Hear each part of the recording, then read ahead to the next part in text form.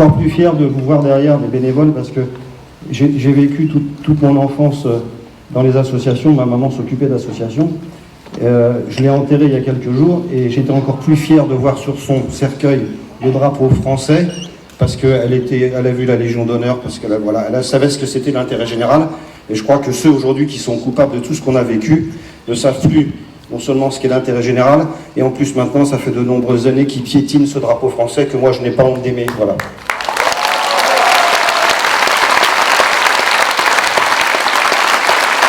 Alors, je voudrais faire une déclaration d'amour aujourd'hui à Florian Philippot qui est ici, parce qu'il fait partie des rares hommes politiques avec qui j'ai eu une conversation quand j'avais encore mon épouse dans mon salon. Et j'ai découvert, parce que moi, vous savez, j'étais comme vous, je connaissais Florian à travers l'homme politique, et j'ai découvert un être humain. Il n'y a pas eu beaucoup de gens comme Florian, aussi bien dans les politiques que dans les artistes, que dans les journalistes qui m'ont soutenu. Ils sont là, il y a André Berkoff, il y a tous mes amis qui sont là au premier rang, Laurent Firode. Je dirais qu'il y a eu quelques extraterrestres comme ça, qui ont eu le courage de me soutenir et de soutenir Verity France. Ce que je voudrais vous dire, c'est qu'en fait, si aujourd'hui je suis encore debout devant vous, c'est grâce à ça. C'est aussi grâce à vous, bien sûr, parce que ça me touche beaucoup. Il y a beaucoup de gens qui viennent me voir et qui me disent Marc, on vous suit, on continuez. Mais en fait, c'est un petit peu compliqué parce que nous, famille de victimes, aujourd'hui, ce dont on souffre vraiment, c'est du manque de reconnaissance des institutions et de l'État. Moi, j'ai un nouveau combat à mener, je vais le mener ces quelques jours, c'est qu'il y a quelque chose qui me rend fou. C'est que depuis des mois et des mois, on nous dit le président de la République n'est pas vacciné. Et puis il y en a d'autres qui vous disent on a les preuves mais on ne peut pas les sortir. Et je voudrais simplement vous rappeler que si aujourd'hui beaucoup de gens sont allés à l'abattoir, j'emploie ce terme parce que c'est le terme à employer, à l'abattoir, c'est parce qu'un jour un homme président de la République indigne de la France a dit allez vous faire vacciner parce que pour l'intérêt général il faut le faire et puis pour protéger vos proches il faut le faire. Donc si on devait apprendre dans quelques jours, quelques semaines, quelques mois que lui-même ne l'était pas, alors qu'il a suspendu des femmes, des hommes, qu'il y a quand même, je vous rappelle, des soignants qui n'ont pas été payés pendant 2 ans, dont certains se sont suicidés, d'autres ont tout perdu, et aujourd'hui ont leur vie ravagée à jamais, il devra juste partir. Voilà.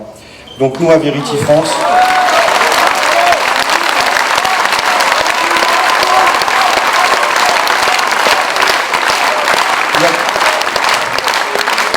il y a quelques jours, une amie m'a dit « mais c'est pas le petit Marc Doyer qui va réussir à faire tout ça ».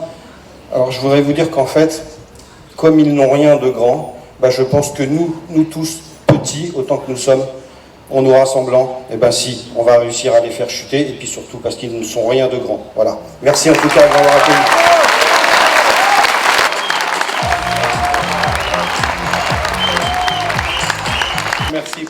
Merci pour cet accueil. J'avais envie de vous faire au départ la Biden quand il rentre dans la table.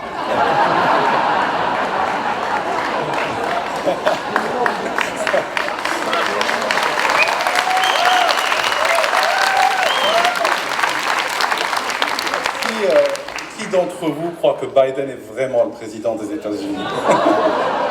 Alors, le problème, mes amis, c'est que nous manquons de plus en plus de théories du complot.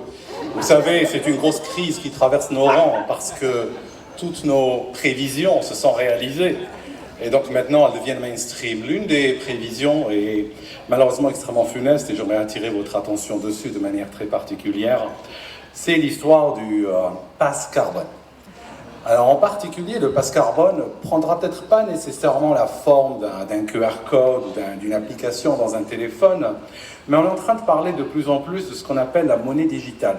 Alors la monnaie digitale, telle qu'on nous la présente en Angleterre, elle a un aspect, nous dit-on, extrêmement positif. C'est-à-dire, on a un jeune, il va acheter des cigarettes, ou il va acheter de l'alcool, il arrive pour payer. Comme la monnaie digitale est personnalisée, donc elle connaît l'âge de la personne, elle connaît son identité, eh bien son achat ne va pas passer en caisse. Donc ça, quand on veut nous vendre une idée de cette manière-là, on va toujours nous la vendre par un aspect positif.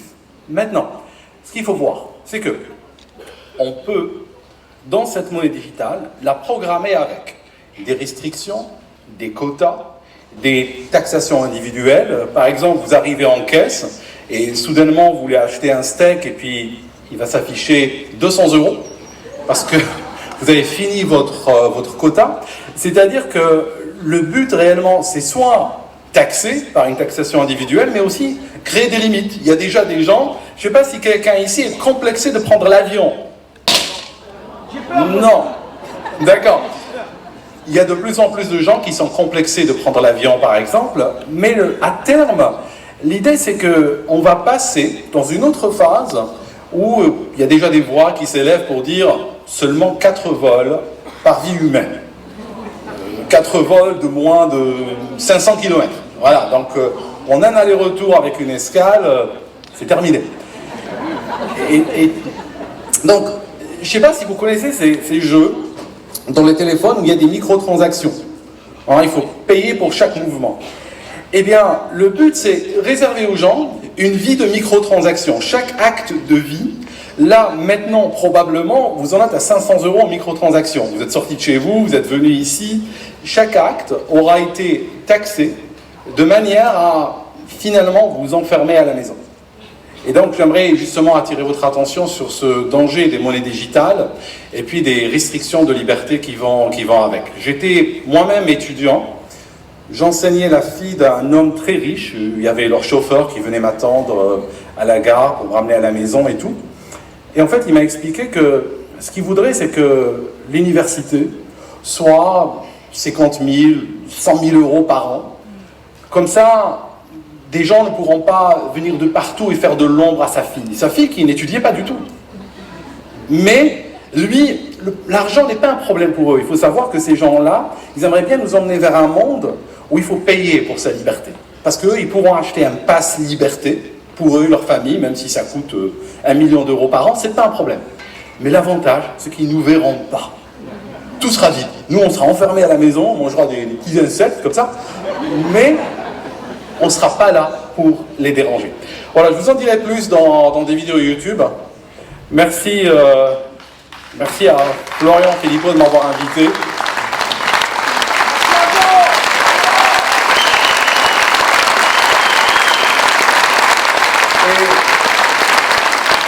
Juste un dernier mot que je voulais vous rajouter. J'aimerais vraiment vous féliciter pour le succès qui a couronné vos recherches, parce que aujourd'hui, des offres comme celle des Patriotes, c'est une offre de laquelle les médias évitent de beaucoup parler, ou bien en parlant négativement, pour essayer de vous cacher l'existence de cette offre que je trouve absolument magnifique pour la France. Merci beaucoup.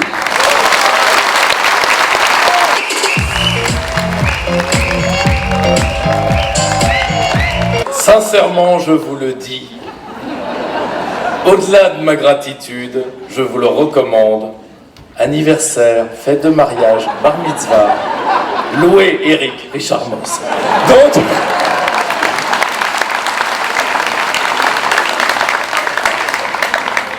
je ne peux que remercier Florian de nous avoir tous réunis. Ça fait du bien, particulièrement après des temps un peu compliqués, de se retrouver en famille. On m'a demandé de faire court sur la dynamique du rassemblement. Nous avons déjà une belle ébauche ici même. Nous avons tous des... Aujourd'hui, nous sommes réunis, mais si nous regardons quelques années en arrière, nous serions-nous retrouvés les uns à côté des autres? Pas tous, pas sûr.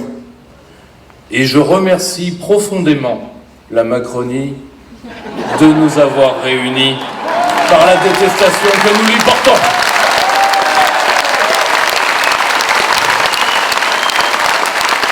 Non, le pire, je ne suis pas aussi insincère que certains pourraient le croire. Je remercie en effet mes ennemis de m'avoir permis de connaître ce que la France peut encore faire de mieux en termes de type humain. Et ça, c'est mine de rien la vieille expression, parfois le diable porte pierre. Eh bien, le diable a porté pierre. Ensuite, que faisons-nous de cette union? Nous avons une étape à franchir, j'espère que nous la franchirons cette fois-ci. Je rappelle que nous avons eu aux européennes dernières une déconvenue dans une liste unitaire. Il faut aussi se rappeler parfois des mauvais souvenirs. Et j'espère que nous arriverons à franchir l'obstacle cette fois-ci. Car finalement, Qu'est-ce qui parfois nous sépare? Certains pensent à des querelles d'ego, c'est plus subtil que ça. Nous autres qui voulons la liberté pour notre peuple et pour nos enfants, ça nous a taillé le cuir et ça fait parfois de nous des caractères un peu forts. C'est normal. Le système entier nous vomit. Nous lui rendons bien d'ailleurs. Mais ça fait de nous des gens assez hauts en couleur, avec les défauts de nos qualités. C'est parfois d'être légèrement susceptible. Il va falloir aller au-delà de tout ça. Nous l'avons vu pendant tout ce magnifique congrès, et encore le camarade Aldo a détaillé certaines des menaces qui pèsent sur nous. L'adversaire entend en finir avec nous, d'une manière ou d'une autre. Bien sûr, il veut juste, comme Aldo l'a très bien dit, nous effacer. Hors de ma vue, les gueux. Avec évidemment les moyens digitaux qui vont avec aujourd'hui et qui permettent en effet de faire place nette de nous, pauvres peuples. Ils n'hésiteront pas, parce que comme vous le voyez tous les jours, une part de l'oligarchie occidentale est entrée dans un problème de folie aggravée.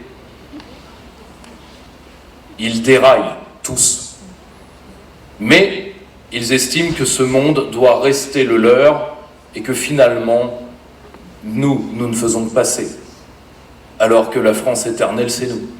C'est eux qui passeront.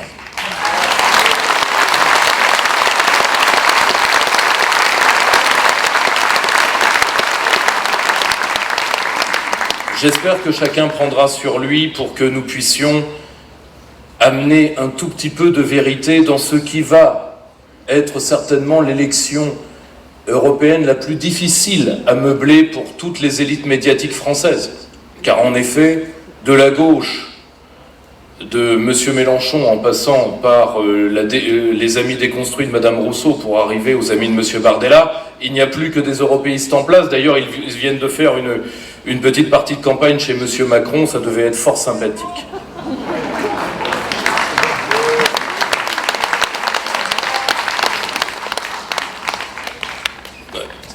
Ça a été un très bel hommage cinématographique, a priori, vu qu'on n'avait rien vu de mieux depuis le bal des vampires de Polanski. Donc,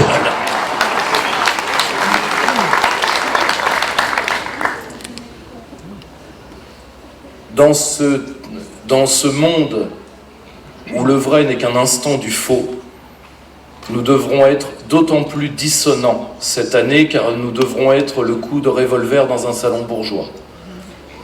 La seule once de vérité que le système pourra supporter, et pour ça, nous devons marcher d'un même pas. Je sais que c'est compliqué, je sais que dans la famille souverainiste, je fête mes 20 ans de service cette année, donc je sais à quel point nous avons des petites chicaillades qui nous restent des années précédentes. J'espère que cette fois-ci, nous arriverons à passer outre. Et je remercie en tout cas l'un des seuls hommes que j'ai vu se donner depuis des années pour que nous donnions le meilleur de nous-mêmes dans une dynamique d'unité. Je tiens à remercier profondément Florian Philippot.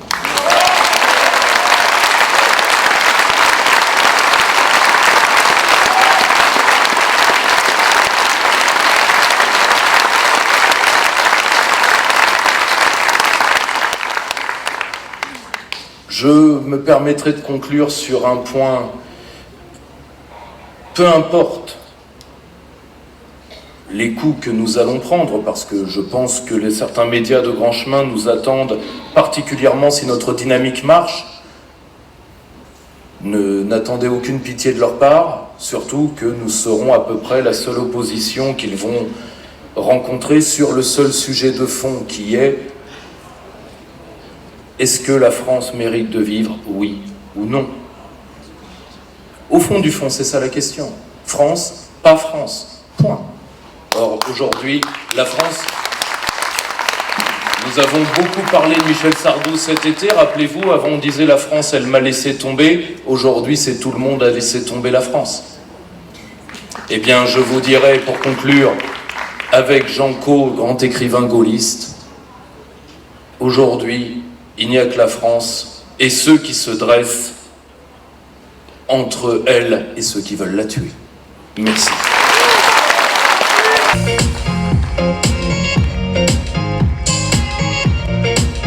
Chers amis, je m'adresse à vous aujourd'hui en tant que directeur du média Omerta.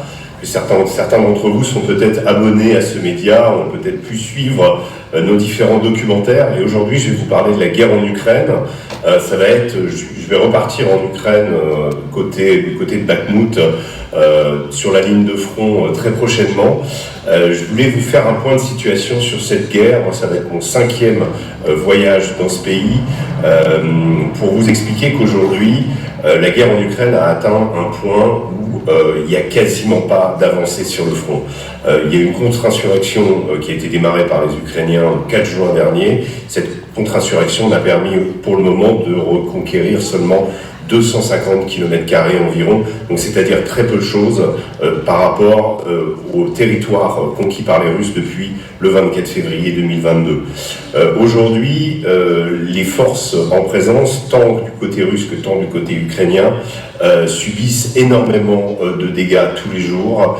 Énormément d'équipements qui ont été fournis par l'OTAN à l'Ukraine ont été déjà détruits. Je vous donne un chiffre tout simplement sur les véhicules fournis par les Américains, les véhicules du type Bradley, qui sont des véhicules de transport de troupes ultra modernes. Les Américains en ont donné 100 aux Ukrainiens. La moitié aujourd'hui ont été détruits ou sont hors d'état de fonctionner.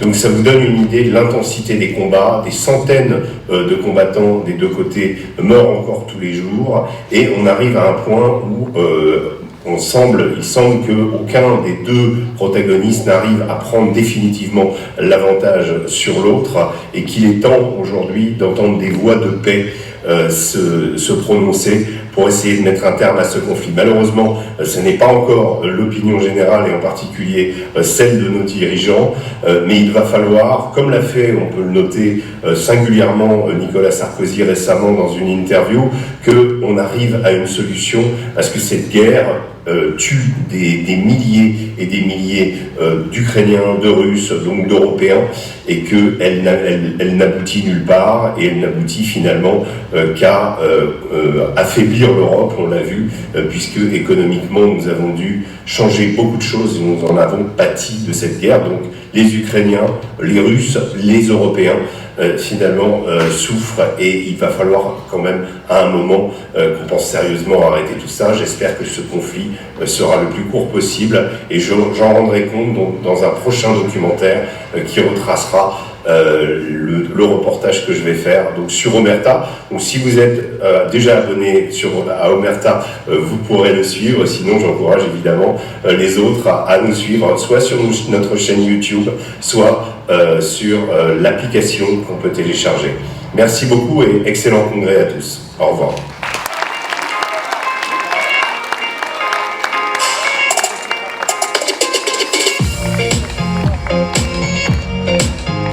Chers amis patriotes, ne pouvant être présent à vos côtés aujourd'hui, je tenais absolument à vous adresser, comme à Florian, un message d'amitié. Nous avons appris, à l'occasion de la terrible crise du Covid, à nous connaître, à nous apprécier, je crois, à nous respecter. Nous sommes des résistants. Et au moment où nous vivons, nous avons besoin de cœurs purs et d'esprit droit. Nous avons prouvé pendant toute la crise du Covid que les Français ne pouvaient compter que sur nous comme force politique pour dire la vérité et surtout traduire en actes nos convictions les plus intimes. Au-delà de la droite, au-delà de la gauche, il y a la France et il y a la liberté. Pendant cette crise, la liberté de la France et la liberté des Français ont été bafoués. Et nous savons tous aujourd'hui que pour garantir la liberté des Français, il faut rendre à notre nation son indépendance, sa force, sa vigueur, sa liberté. Ce combat pour les libertés, vous m'avez aidé à le porter lors de l'élection présidentielle. Nous avons été purs et droits, comme le voulait le général de Gaulle. Et maintenant, plus que jamais, nous avons besoin d'union, de force, d'entente pour porter notre cause dans les prochains mois et dans les prochaines années. Plus que jamais, notre pays est menacé de disparition par une Union européenne dangereuse. Plus que jamais, quelles que soient nos différences éventuelles sur les moyens d'y échapper, nous devons convaincre nos concitoyens qu'il existe une voie réaliste pour retrouver les valeurs de notre pays, l'exception française. Alors, je ne veux pas être plus long, je vous souhaite un très bon congrès et nous aurons l'occasion de nous retrouver bientôt, car il s'agit aujourd'hui de l'avenir de la France, de l'avenir de notre belle devise, liberté, égalité, fraternité.